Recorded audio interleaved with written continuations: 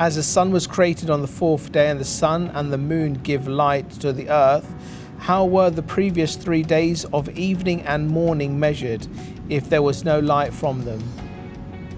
Well, first of all, day 1, verse 3, God created light.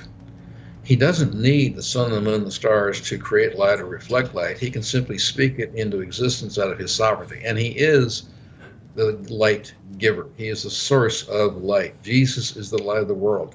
Light surrounds the throne of God. So light comes from his eminence. And on day 1, in darkness, the earth was created. And on the second verse, the Holy Spirit moving over the waters, over the surface, is when God the Holy Spirit starts the rotation of the earth.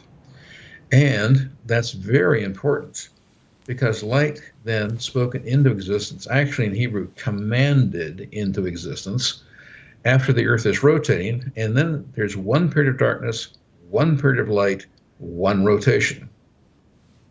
And so each day is defined by one rotation. Also, God says it is a day, and if he says it's a day, it's a day. But I'm going to ask you to go to the book of Exodus chapter 20.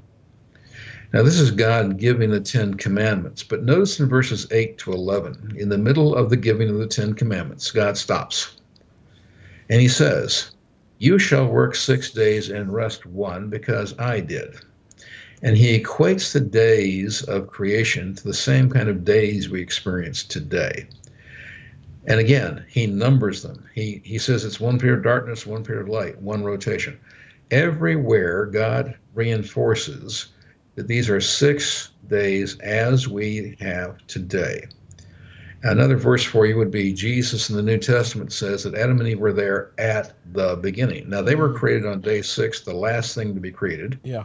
And so God does not say they came along millions of years later.